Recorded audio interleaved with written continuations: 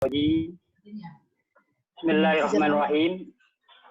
وَلَنَبْلُوَنَّكُمْ بِشَيْءٍ مِّنَ الْخَوْفِ وَالْجُوعِ وَنَقْصٍ مِّنَ الْأَمْوَالِ وَالْأَنفُسِ وَالثَّمَرَاتِ وَبَشِّرِ الصَّابِرِينَ الَّذِينَ إِذَا أَصَابَتْهُم مُّصِيبَةٌ قَالُوا إِنَّا لِلَّهِ وَإِنَّا إِلَيْهِ راجعون. وَلَنَبْلُوَنَّكُمْ بِشَيْءٍ مِّنَ الْخَوْفِ وَالْجُوعِ, dan akan kami uji kalian bisyai'in minal khawfi wal ju'i, dengan ketakutan dan kelaparan. Bisyai'in minal khawfi wal ju'i wa naqsim minal amwali wal anfus, kekurangan harta, kekurangan jiwa, as-samarat, dan buah, wa basyyiris sabirin, dan berikanlah kabar gembira kepada orang-orang yang sabar.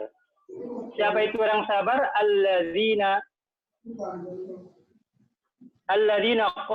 gimana? Wa basyyiris sabirin alladzina qalu inna lillahi wa inna ilaihi raji'un. Itu orang-orang yang mengatakan bahwasanya kami adalah lillahi, milik Allah, wa inna ilaihi raji'un, dan kami akan dikembalikan kepada Allah SWT. Jemaah kajian yang dirahmati Allah SWT, kalau kita menilik dari ayat tadi bahwa memang ujian akan selalu datang, berbagai macam ujian itu mesti kita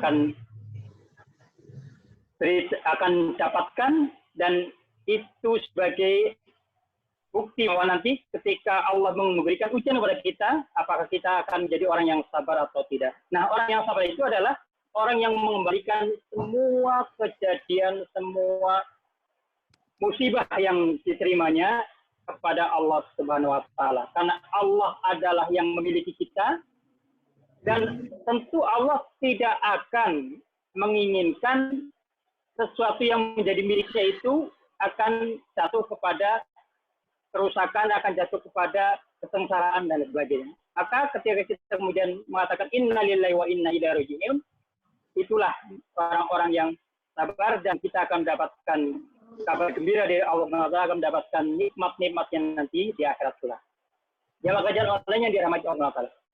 Sebelum kita masuk ke hadis-hadis yang menjadi tameng kita untuk menghadapi musibah yang baik itu berupa penyakit-penyakit ataupun wabah, saya akan mengulik sedikit tentang surat Al-Falaq, di mana surat Al-Falaq dan surat An-Nas. A'udzubillahi minasyaitonir rajim.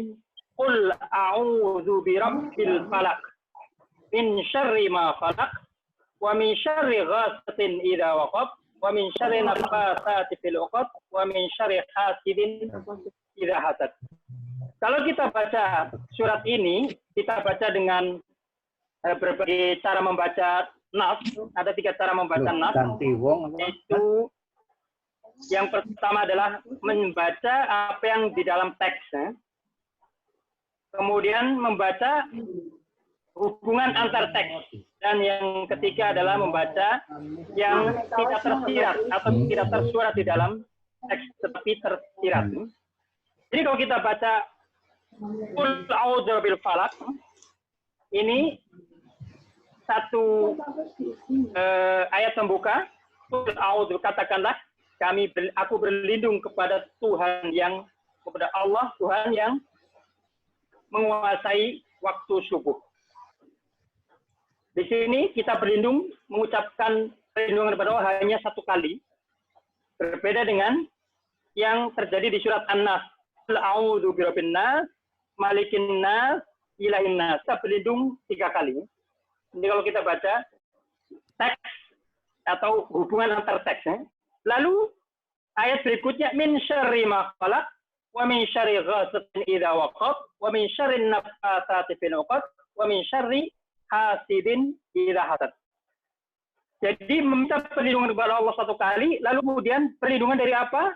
Dari syarri ma khalaq, kejahatan makhluknya, kejahatan ciptaannya, wa min syarri ghasiqin idza waqab, kejahatan malam ketika sudah masuk malam, wa min syarri nafatsati fil 'uqad, kejahatan para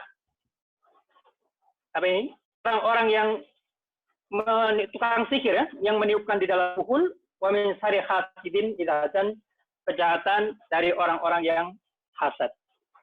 Artinya kalau kita baca secara al-qiraah ma bainat surur, hubungan antara teks itu bahwa kita ini meminta perlindungan dari Allah dari hal-hal yang sifatnya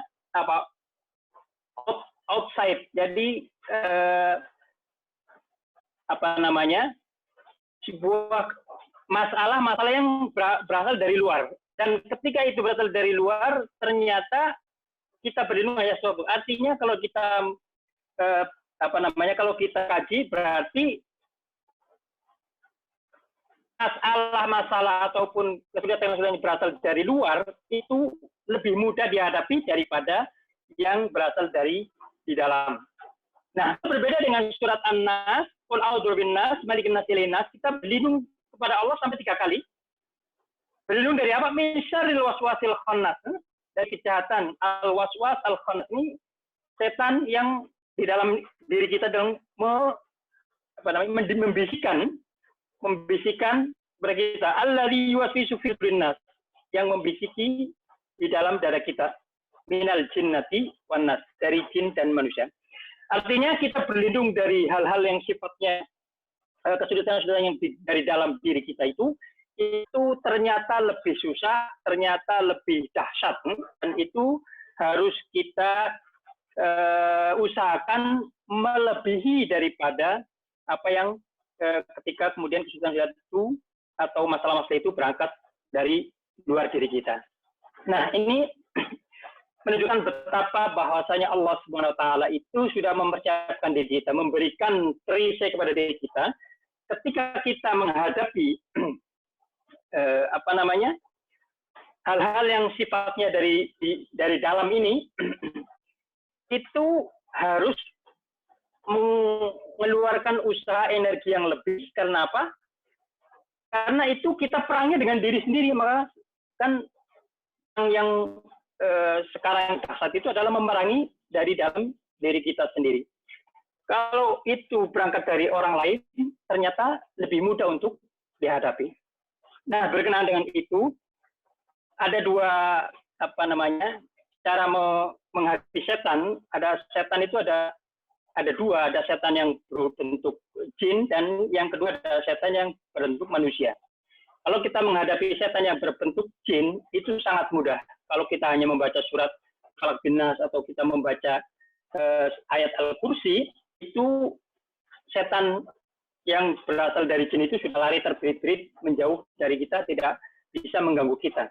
Sementara kalau kita menghadapi setan yang berupa jenis manusia, maka kita bacakan surat An-Nas ataupun surat Al-Falaq, kita bacakan surat ayat Kursi, itu tidak mempan, bisa tetap melukai kita. Tetapi satu-satunya cara untuk menghadapi setan yang berupa manusia itu adalah dengan cara al-ihsan ilaihi, berbuat baik kepadanya. Coba saja misalnya kita dibenci oleh orang atau dipusuhi oleh orang, tetapi kalau kita kemudian berbuat baik kepada dia, kita kasih, mungkin kita kasih hadiah dan sebagainya, akhirnya dia akan dulu juga. Nah, berkaitan dengan hal-hal yang sifatnya menjaga diri dari hal-hal yang berupa wabah, yang karena sekarang ini adalah memang temanya atau trennya lagi menghadapi musibah yang luar biasa, yaitu COVID-19, yang dimana sudah membuat seluruh segi kehidupan itu terpengaruh dan terdegradasi, maka kemudian kita membutuhkan hisnul muslim atau tameng diri kita agar kemudian tentu kita bisa menghadapi dan kita bisa terhindar dari hal-hal yang sifatnya penyakit-penyakit ataupun wabah-wabah yang akan menimpa diri kita. Nah, di situ kita sudah memberikan, mungkin di layar bisa sambil melihat, ada beberapa hadis-hadis yang merupakan tameng, yang merupakan perisai dari kita, agar ketika kita membaca itu kita akan terjaga dan kemudian akan dilindungi oleh Allah SWT dari penyakit-penyakit dan wabah-wabah. Yang pertama, saya bacakan hadisnya.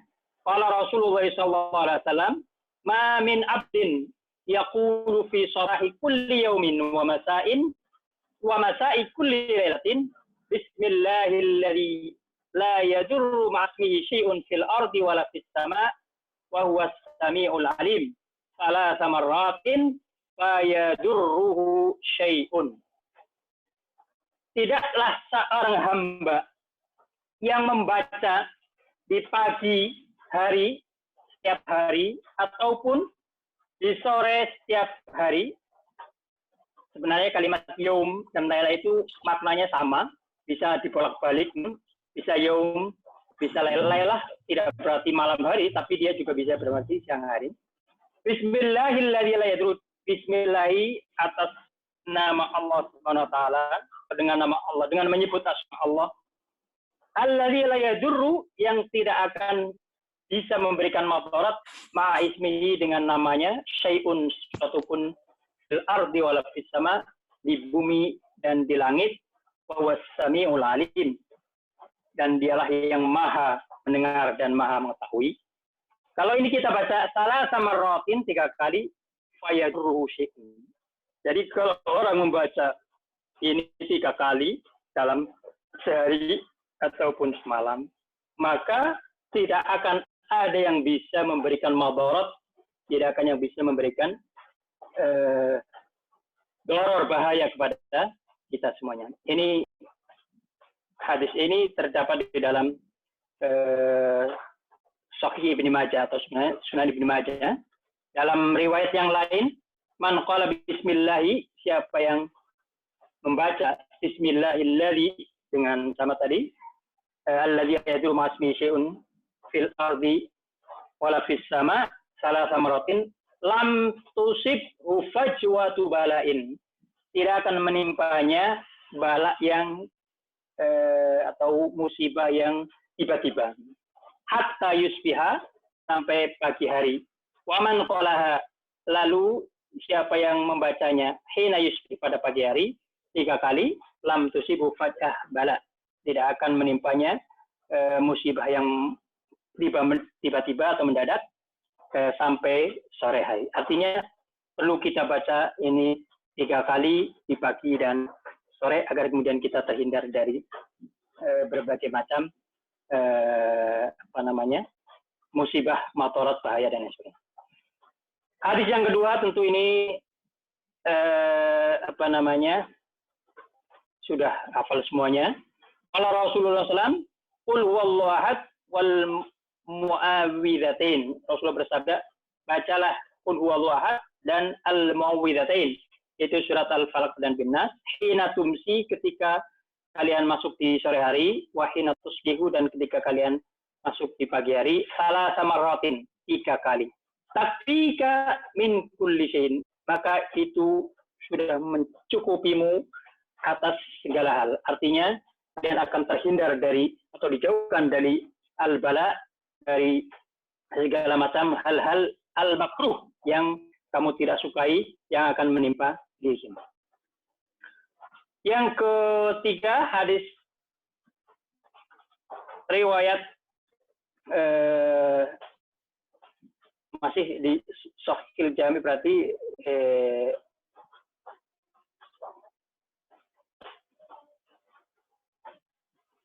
Bukhari ya, Sahih Jami.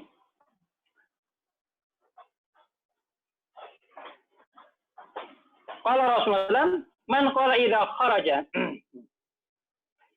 siapa yang mengucapkan idza kharaja min baiti, ketika keluar dari rumahnya, bismillahi tawakkaltu 'ala Allahi la haula wala quwwata illa billah, yuqalu lahu kufita wa wuqita wa tanahha anhu syaitan. Siapa yang keluar dari rumahnya kemudian membaca bismillah dengan menyebut nama Allah, tawakkaltu itu artinya adalah kami pasahkan, fawwadtu, Allah, kami pasrahkan, kami serahkan segala urusan kepada Allah SWT. La haula, tidak ada kekuatan. Wala quwata illa billah. Sebenarnya di sini kalau kita buka di syarahnya itu la haula, tidak ada kekuatan yang bisa membantu kita dari kita meninggalkan maksiat. Jadi kita meninggalkan maksiat itu adalah karena Allah Subhanahu wa taala. Wala quwata, dan tidak ada kekuatan kita bisa menjalankan ketaatan kepada Allah. Ketaatan illa billah, kecuali atas pertolongan Allah. Maka yuqalu lahu, dikatakan kepadanya, ini bisa jadi yang mengatakan adalah Allah, atau bisa jadi yang mengatakan adalah malaikat, karena ini sifatnya adalah pasif, jadi orang yang menyebut tidak disebutkan, tetapi di sini maknanya kalau enggak Allah ya mungkin malaikat. Kufita, maka kalian akan dijauhkan dari segala hal yang makruh yang tidak kita sukai, wa kita, dan dijaga dari segala macam hal yang akan memberikan mudarat kepadamu, wa tanahha anhu syaitan, dan setan menjauh darinya atau lari terbirit-birit. Jadi maka kemudian jangan sampai ketika kita bepergian itu kemudian kita tidak membaca doa ini, karena ini doa ini termasuk luar biasa. Saya sudah praktekkan setiap kali walaupun mau ada misalnya kecelakaan dan lain sebagainya, itu ternyata kita bisa terhindar dari mara bahaya yang mungkin akan menimpa kita. Selanjutnya yang keempat, hadis diriwayatkan dari Khawlah binti Hakim radhiyallahu anha, anna Nabi sallallahu alaihi wasallam qala, man nazala manzilan, tsumma qala, siapa yang bersinggah di sebuah rumah ataupun tempat, lalu dia mengatakan a'udzu bikalimatillahi tammati min syarri ma khalaq, lam yajurruhu syai'un hatta yartahla min manzilihi dzalika. Barang siapa yang singgah di sebuah rumah atau sebuah tempat, lalu dia mengatakan a'udzubillahi, saya berlindung dengan kalimat Allah at-tamah yang sempurna dari segala macam kejahatan makhluknya, lam yadurruhu, tidak akan bisa memberikan mudarat kepadanya segala hal, segala sesuatu pun, hatta yartahila, sampai dia meninggalkan tempat itu atau rumah itu. Ini tentu hadis ini bahkan diriwayatkan oleh Imam Bukhari dan Muslim diriwayatkan oleh Imam Muslim di dalam Sahihnya. Yang kelima, hadis diriwayatkan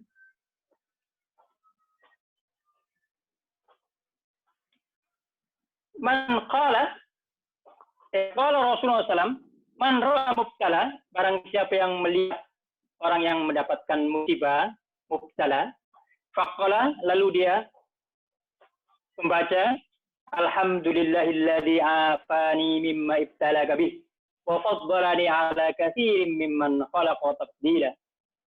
Segala puji bagi Allah yang telah memberikan saya afiah, kesehatan, mimma ibtalaka bih, dari musibah yang kamu timpakan dengan musibah itu, wa faddalani ala katsirin mimman khalaq, dan kau berikan aku kelebihan-kelebihan dari banyak orang yang engkau ciptakan atau makhluk yang kau ciptakan, tafdila, dengan beberapa kelebihan. Artinya dia terhindar dari apa yang madarat ataupun musibah yang dia saksikan sementara dia sehat dan terbebas dari itu, maka lam yusibhu dzalikal bala, maka musibah itu tidak akan menimpanya. Nah, ini setiap kali kita melihat musibah bukan berarti kemudian kita malah mau mencaci ataupun mengejek. Justru yang harus kita lakukan adalah berdoa, bersyukur kepada Allah Subhanahu wa taala atas apa yang diberikan oleh Allah dengan tidak mendapatkan nikmat, yang tidak mendapatkan musibah yang kita saksikan. Masih ada 5 menit ya. 1,5 jam kita berikan pendahuluan, baru nanti kita adakan tanya jawab. Lalu yang ke-6, hadis riwayat Anas bin Malik, Nabi sallallahu alaihi wasallam kana yaqul, dulu pernah bersabda, Allahumma inni a'udzubika minal barasi wal jununi wal judami wa min sayyi'il asqam. Ya Allah, inni a'udzubika. A'udzu itu adalah kata yang dipakai dalam makna tolabul hisni, tolabul taharrus. Jadi meminta perlindungan, intinya itu tolabul isti'anah kepada Allah Subhanahu wa taala, minal baros. Baros itu penyakit yang biasa kita saksikan itu kalau orang kulitnya berubah jadi putih sekali gitu, yang kemudian lama-lama bisa seluruh tubuh itu bisa putih, yang biasanya orang kalau kena penyakit ini, orang yang melihat akan merasa kurang nyaman gitu ya.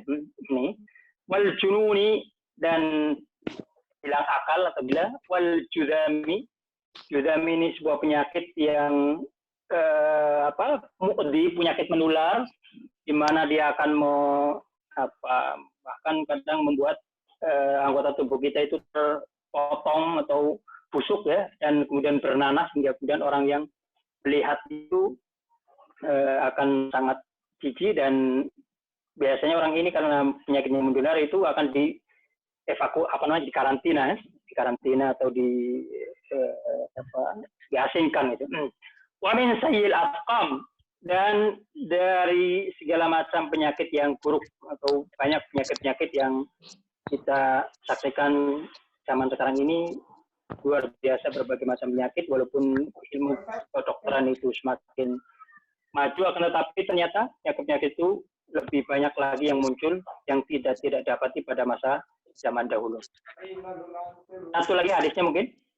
Yang ke-7 adalah hadis yang diriwayatkan oleh Abdullah bin Umar radhiyallahu anhuma, qal, beliau bersabda, kana min du'a Rasulillah, di antara doa Rasulullah SAW adalah, Allahumma inni a'udzubika min zawali ni'matika wa tahawuli afiyatika wa fujaati niqmatika wa jami' sakhatik. Ya Allah, aku berlindung kepadamu dari zawali nikmatika, hilangnya nikmatmu. Wa tahawuli afiyatika, berubahnya afiyatika, afiyah yang engkau berikan. Afiyah itu ya tadi kita tidak mendapatkan sakit, sehat yang sifatnya sehat jasmani dan rohani, sehat dari penyakit-penyakit. Hati kita juga sehat dari penyakit-penyakit hati kita. Ada penyakit hasad, penyakit dengki dan lain sebagainya, itu merupakan penyakit juga. Jadi tahawuli afiatik, hilangnya kesehatan yang kau berikan. Wa fujaati niqmatika. Niqmah itu lawan dari nikmat. Jadi kalau fujaatin niqmatika berarti apa? Musibah yang tiba-tiba, atau musibah yang datang dengan tidak terduga itu. Wa jami' sakhatikmu, dan berlindung kepadamu dari segala macam kemurkaanmu. Ya, ini saya kira ada 20 hadis, akan tetapi ini kalau kita bahas nanti nggak ada tanya jawab, sehingga mungkin kita cukupkan dulu sampai di sini tentang hadisnya. Mungkin bagaimana moderator, apa mau ditambah atau kita sampai di sini dulu? Kemudian Bus. Ya. Mungkin sampai di sini dulu, Ustaz. Oke, kita coba untuk berdiskusi. Nah, dipersilahkan para jamaah online.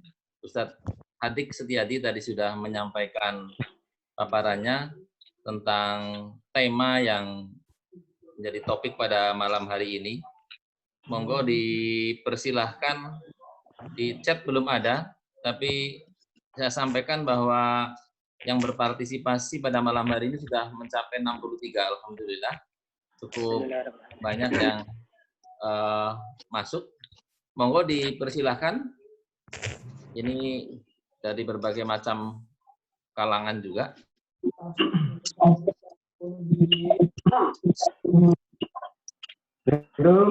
Waalaikumsalam warahmatullahi wabarakatuh. Waalaikumsalam warahmatullahi wabarakatuh.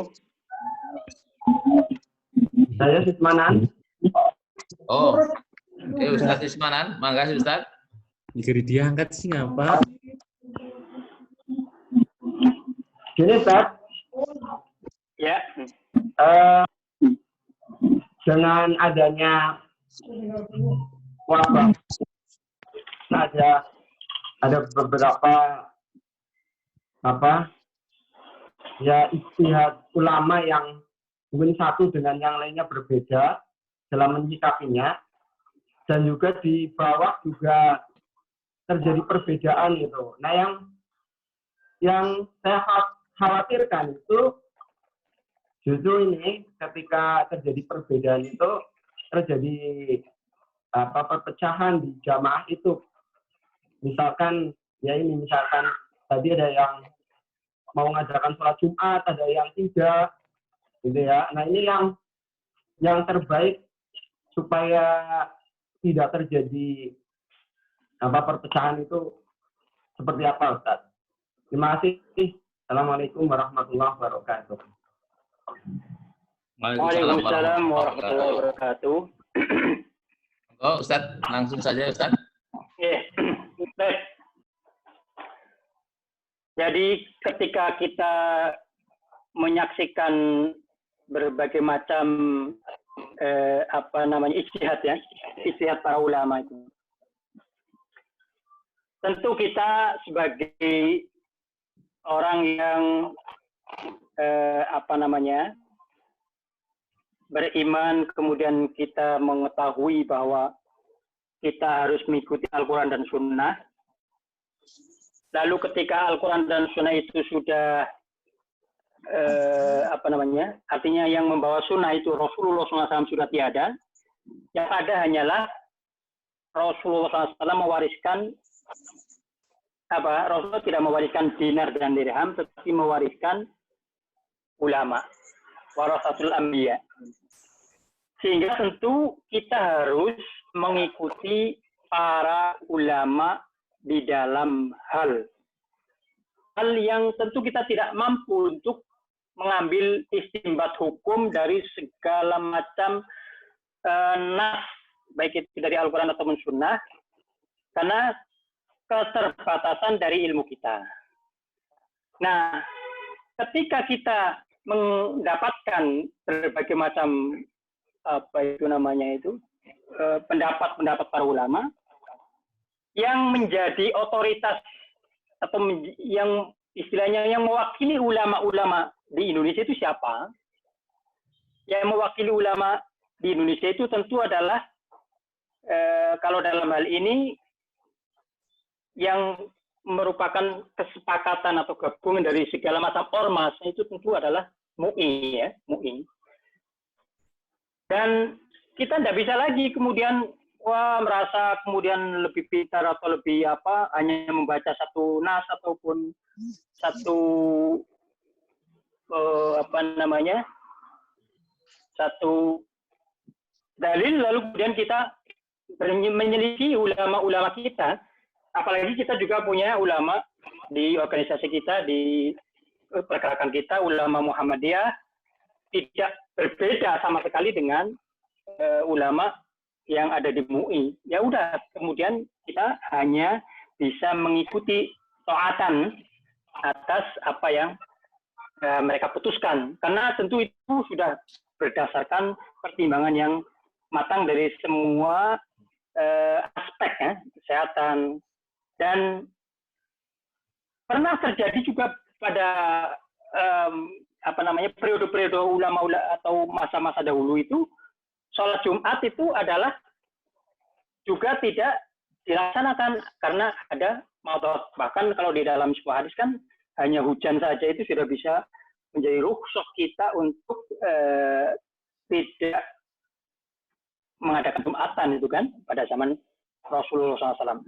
Nah, makanya yang penting adalah kita sudah menyerahkan apa yang menjadi keputusan kita kepada otoritasnya, yaitu fasalu ala dzikri in kuntum la ta'lamun, para ulama, baik itu yang di ulama-ulama pergerakan kita yaitu Muhammadiyah ataupun di MUI yang merupakan kumpulan dari segala macam ulama-ulama di Indonesia. Saya kira itu. Jangan kemudian kita merasa lebih pintar atau lebih apa. Tetapi kalau kemudian dia merasa kurang kurang mantap atau gimana ya, akhirnya kemudian dia akan bisa menanggung resiko yang akan dia, karena doror itu harus kita hindari, itu la doror wala diroro. La dororo itu maksudnya jangan merugikan orang lain, la diroro jangan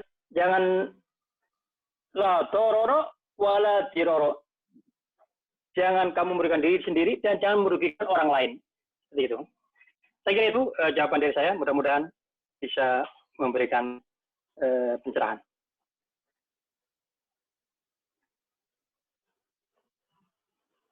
Monggo.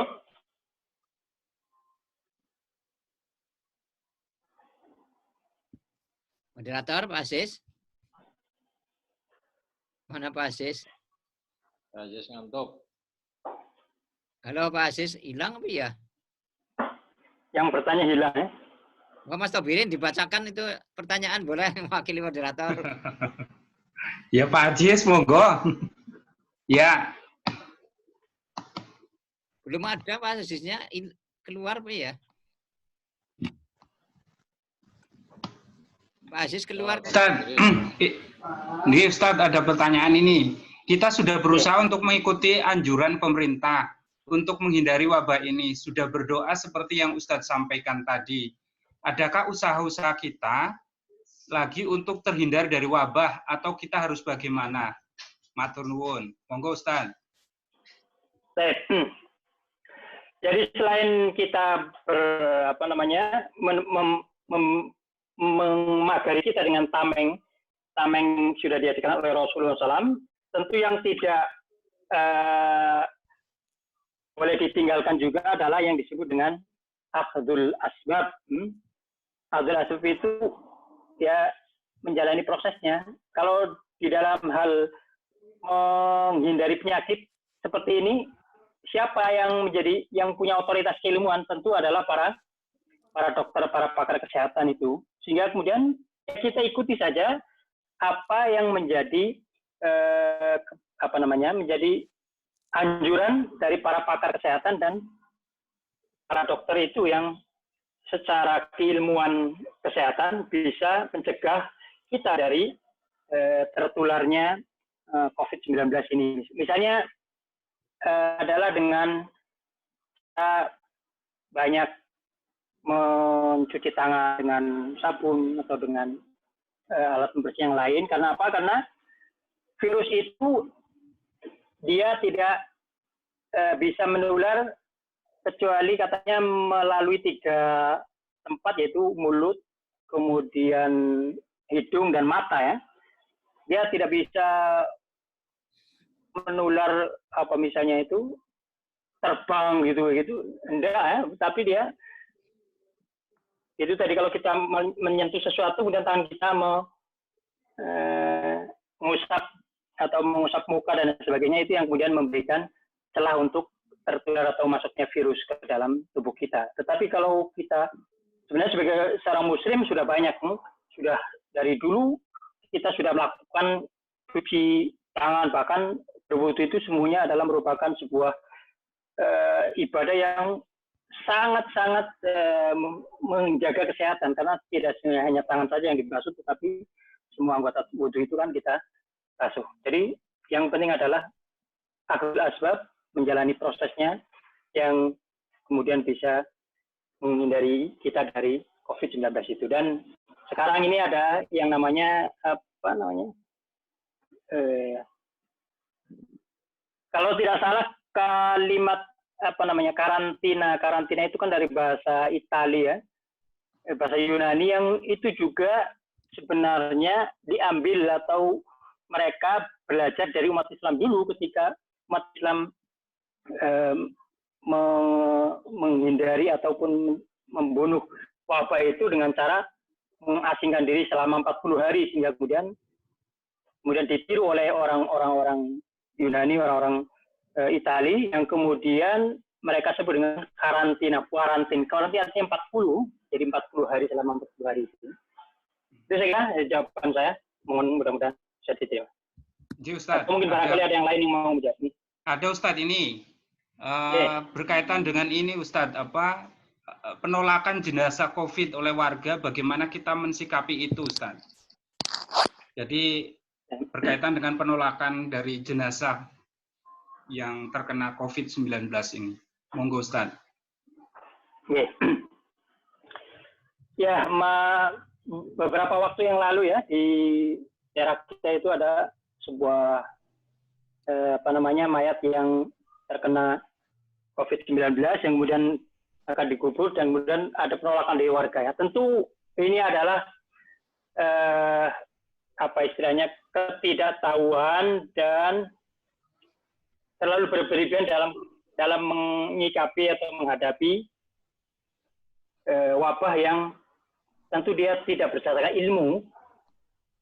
Dan bagi kita tentu harus bisa mengedukasi masyarakat bahwa tentu pemerintah sudah mengetahui ataupun tim-tim kesehatan itu sudah mengetahui bagaimana caranya bahwa dalam penanganan jenazah itu sudah melalui SOP yang sangat-sangat ketat yang kemudian bisa menghindarkan kita dari tertular virus yang ada di dalam mayat itu, karena virus itu kan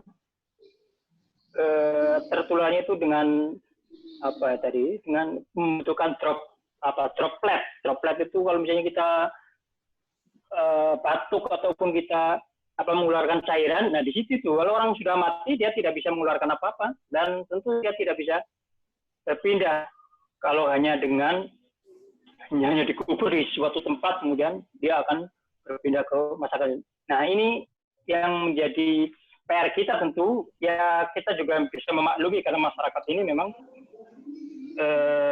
walaupun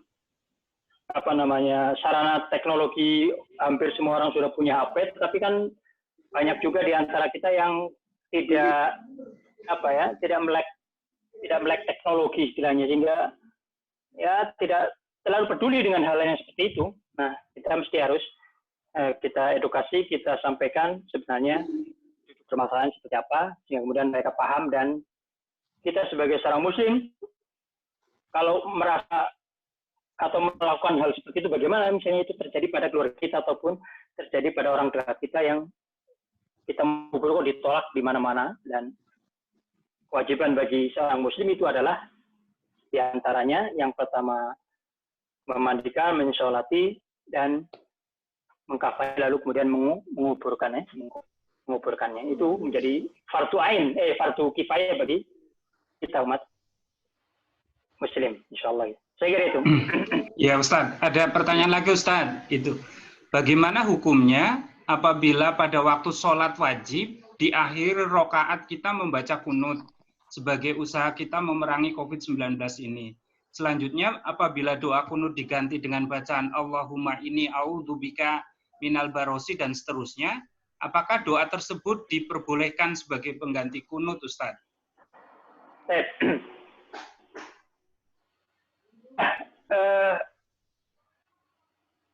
Banyak juga di antara kita ini sebagian yang memang ketika salat membaca doa kunut. Doa kunut itu ada dua doa kunut ya. Yang pertama adalah kunut nazilah, dan itu sudah muttafaq alaih, tidak ada ikhtilaf di antara para ulama. Kunut nazilah ketika terjadi sebuah musibah yang besar atau kalau yang dicontohkan oleh Rasulullah SAW ini, Rasulullah itu qanata syahron ala ri'lin wa taqwana, membaca kunut selama sebulan kepada mendoakan laknat kepada kaum Ri'lin dan Zakwan karena mereka membunuh utusan yang dikirim oleh Rasulullah SAW. Jadi Rasulullah membaca doa kunut itu selama 1 bulan penuh, tidak hanya di sholat tertentu, tetapi kelima sholat itu membaca doa kunut. Nah, kemudian tentu kalau dianalogikan atau dikiaskan dengan apa yang terjadi sekarang ada wabah yang mendunia ini, ya tentu para ulama banyak yang beristihad bahwa ini termasuk adalah musibah yang perlu dibacakan doa kunut. Dan doa kunut itu adalah namanya juga kunut tolak bala ya. Jadi kita bisa membaca doa kunut apa saja di situ yang kemudian berdoa berlindung dari, tentu karena saat ini adalah konteksnya adalah konteks COVID-19, ya bisa saja dengan doa itu, dan hadis-hadis ini semuanya tentu bisa dipakai untuk menjadi doa di dalam doa kunut nazilah itu. Saya kira itu sesuatu yang diperbolehkan dan tidak ada larangan ketika terjadi musibah yang menimpa kita itu.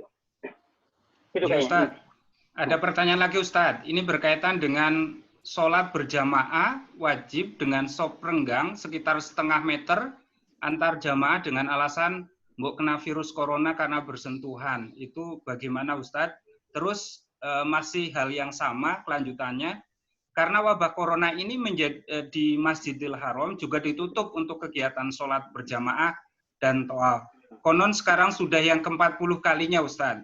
Pertanyaannya, pernahkah kejadian semacam ini pada zaman Rasul? Apa yang dilakukan oleh Rasulullah pada waktu itu? Monggo Ustadz, pertanyaannya seperti itu. Masih seputar semuanya tentang corona ini ya. Iya Ustadz. Karena, temanya memang, tentang corona, wabah. Karena memang hal ini kalau kita lihat di dalam sejarah, memang banyak sekali, ada beberapa wabah yang pernah terjadi di dalam zaman. Bahkan kemarin kita waktu melihat YLC itu kan ada ditampilkan itu setiap, kalau nggak salah 100 tahun ya, setiap 100 tahun itu terjadi wabah yang besar di dunia ini. Nah, kalau kemudian bertanya apakah pernah terjadi zaman Rasulullah, kemudian orang sholatnya itu berjamaah, lalu kemudian sofnya renggang-renggang gitu. Nah, di zaman Rasulullah yang terjadi itu adalah ketika itu bukan wabah, tetapi adalah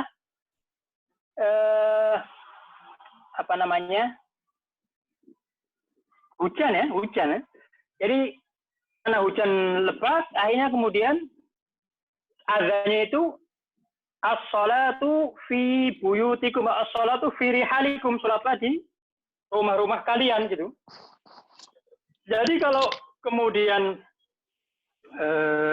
ada yang memaksakan diri untuk sholat di masjid karena merasa gimana sih kalau nggak sholat di masjid itu, padahal ulama sudah mau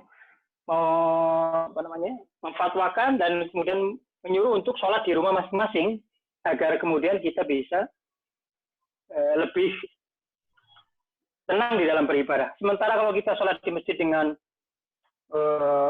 walaupun sholatnya berjamaah, tetapi di situ ada was-was sampai kemudian softnya renggang. Saya kira itu kemudian justru tidak menambah kekhusyuan di dalam sholat. Sementara yang menjadi ruh daripada sholat itu adalah khusyuk. Kalau ibarat ibarat badan, ibarat tubuh kita itu, sholat itu adalah ruhnya itu loh. Jadi kalau sholatnya itu, misalnya badan kita itu tidak ada tidak ada ruhnya bagaimana? Ya kan kita mati. Sama dengan sholat ketika kita tidak bisa khusyuk. Tidak khusyuk. Kenapa ya? Kan tadi kan takut terkena COVID-19 sehingga kemudian sampai jaraknya. Ya kemudian yang menjadi pertanyaan, apakah dia bisa sholat seperti itu dengan khusyuk atau tidak gitu? Kalau sholatnya tidak bisa dengan khusyuk ya percuma saja, karena sholat itu yaitu intinya adalah khusyuk. Tidak bisa kemudian hanya secara formalitas kita sholatnya di masjid. Nah, bukan itu yang dimaksud. Karena sholat itu yang penting adalah khusyuk. Ruhnya sholat itu adalah khusyuk. Yang dinamakan khusyuk itu kan ya? Khusyuk itu ya berbagai macam kita sholat dengan betul-betul hadir hati kita kepada Allah Subhanahu wa taala, tidak merasakan kekhawatiran dan kita merasakan ketenangan, tidak kemudian mendapatkan hal-hal yang kemudian bisa mengganggu kehusukan kita. Saya kira itu. Jadi kalau terjadi shock renggang belum pernah terjadi, dan itu mungkin ijtihad dari dari orang-orang sekarang, dan itu juga belum kita dapatkan bagaimana anjuran ulama kan sholat di rumah bukan sholat di masjid, maka kemudian kita berarti ijtihad sendiri dan kemudian tidak berdasarkan dalil. Yang penting di dalam beribadah kan sebenarnya kan dalilin, berdasarkan dalil. Dalil apa? Dalil yang bisa diterima, yang bisa dijadikan hujjah. Kalau kita sholat dengan tidak menggunakan dalil ya istilahnya karpe dewe dan tidak menjadi perintah Rasulullah SAW. Jadi saya kira itu. Monggo Pak Ajis sudah muncul lagi. Monggo. Assalamualaikum. Waalaikumsalam Terima kasih. warahmatullahi wabarakatuh. Ya, mohon maaf tadi internet low jadi mungkin harus reload. Monggo, saya sudah ada yang assalamualaikum tadi. Monggo Pak Agus apa ya ini ya? Ya, terima kasih. Monggo Pak Agus. Mohon pencerahan Pak Ustadz. Bagaimana ada pendapat bahwa melaksanakan physical distancing bagian dari melemahkan akidah. Mohon pencerahan Pak. Oke. Physical distancing ya. Jadi kita saat ini memang kita ada perasaan yang ya istilahnya nggak enak lagi ya. Kita sudah terbiasa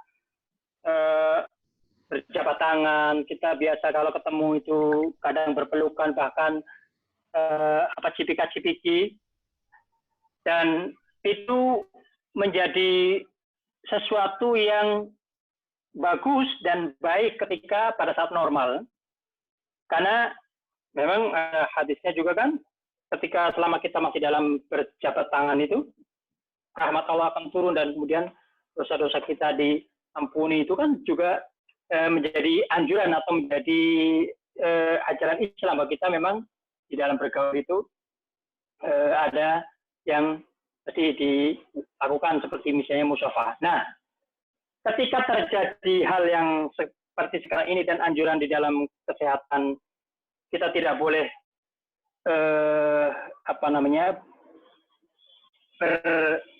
berdekatan karena untuk menghindari menularnya COVID-19. Dan itu menjadi anjuran dan himbauan dari para pakar kesehatan, terutama para dokter itu, karena dengan berjabatan tangan, dengan berdekatan bersentuhan itu kemungkinan untuk menularkan penyakit itu akan semakin besar dan itu mesti harus dihindari. Maka sejatinya ketika kita melakukan apapun itu mesti harus, tadi saya sudah katakan, berdasarkan ilmu dan berdasarkan dalil. Kalau kita melakukan sesuatu itu hanya berdasarkan perasaan, coba tahu, mungkin kita akan bertanya, bagaimana hukumnya kalau kita misalnya beristinja dengan batu? Kita orang Indonesia nggak terbiasa beristinja dengan batu, walaupun ada air. Di dalam fikih beristinja dengan batu itu hukumnya sah dan bisa untuk dipakai untuk sholat misalnya kita habis beristirahat batu, lalu kemudian kita wudu dan kemudian kita lakukan sholat, ya itu sholatnya sah. Akan tetapi secara perasaan kan gimana ya rasanya, masih mungkin kalau di bau juga masih bau mungkin kalau di, nah, tetapi itu adalah aturan ataupun sah di dalam beribadah itu seperti itu. Nah, makanya kemudian ketika kita membaca asyhadu alla ilaha illallah, kan fa'lam, ada kata fa'lam dulu, harus didahului dengan ilmu. Kenapa kemudian dulu orang-orang Quraisy, orang-orang kafir Quraisy itu tidak mau mengatakan asyhadu alla ilaha illallah anna Muhammad Rasulullah? Itu karena dia tahu konsekuensi dari kata asyhadu alla ilaha illallah anna Muhammad Rasulullah. Tetapi kan yang terjadi sekarang itu orang banyak mengatakan asyhadu alla ilaha illallah Muhammad Rasulullah, tapi dia tidak memahami apa konsekuensi daripada asyhadu alla ilaha illallah, sehingga dia mengatakan mudah saja mengatakan hal itu, dan akhirnya yang terjadi adalah sudah mengatakan asyhadu alla ilaha illallah Muhammad Rasulullah, tetapi dari perbuatan, dari segala macam tindakannya itu tidak mencerminkan daripada ucapan itu. Nah ini, jadi yang penting adalah ketika itu didasari dengan ilmu, ya udah lakukan berdasarkan ilmu. Lalu kita mendekat, kemudian kita bersalaman, kita kemudian bersentuhan, yaitu jelas secara keilmuan kesehatan itu akan mudah, atau lebih memudahkan untuk tertularnya penyakit. Karena yang terjadi kan COVID-19 kadang-kadang kita tidak tahu karena kita tidak dites, sehingga kita tidak tahu apakah kita yang menulari ataupun kita tertular. Sehingga kemudian untuk saling menjaga diri, untuk agar COVID-19 ini, wabah yang diberikan Allah SWT itu cepat menghilang, untuk memutus rantai penyebaran itu adalah dengan cara tadi social distancing. Malah sebenarnya yang terbagus kalau misalnya harus dilakukan itu seperti yang dilakukan oleh para salafun saleh dulu ketika terjadi wabah di Sam itu kan, mereka suruh minggir ke gunung-gunung itu, jadi semuanya meminggir menjauh, jaraknya itu di gunung-gunung dan sebagainya. Akhirnya kemudian karena virus itu tidak bisa menyebar lagi, dia akhirnya mati, dan akhirnya kemudian setelah musibah wabah itu. Jadi itu yang terjadi. Seharusnya kalau Indonesia mau, ya sudah semuanya pokoknya dengan ketat selama 14 hari, betul-betul hanya 14 hari saja misalnya. Semua orang diam, tidak keluar, dan semuanya, insya Allah kemudian virus ini akan mati dan kemudian segera akan mendapatkan kehidupan yang normal seperti biasa. Saya kira itu. Saya kira itu. Jadi begitu Pak Agus Supriyono penjelasan dari Ustadz Adik Setiadi tentang physical distancing yang tadi ditanyakan, melemahkan ibadah begitu ya, tadi sudah diuraikan panjang lebar oleh Ustadz. Para jamaah yang dimuliakan Allah, saya kira waktunya sudah sampai jam 9 ya Pak Ali Rahman. Ya betul Pak Aziz. Iya. Bisa kita akhiri ya, karena waktunya sudah jam 9. Iya. Saya kira untuk mengakhiri, monggo silahkan Ustadz untuk memberikan satu ulasan akhir secara singkat tentang tema tadi intinya. Silahkan monggo Ustadz. Jadi intinya bahwa Allah SWT sudah memberikan kita segala macam, karena Allah yang menciptakan kita, Allah yang tahu akan kebaikan kita, Allah menjadikan kita hidup di dunia ini sebagai khalifatul ardh. Allah tidak melepas begitu saja, tetapi Allah memberikan kita guidance, memberikan kita petunjuk bagaimana hidup yang seharusnya kita jalani di kehidupan dunia. Maka kemudian kalau kita mau mengikuti apapun yang sudah diajarkan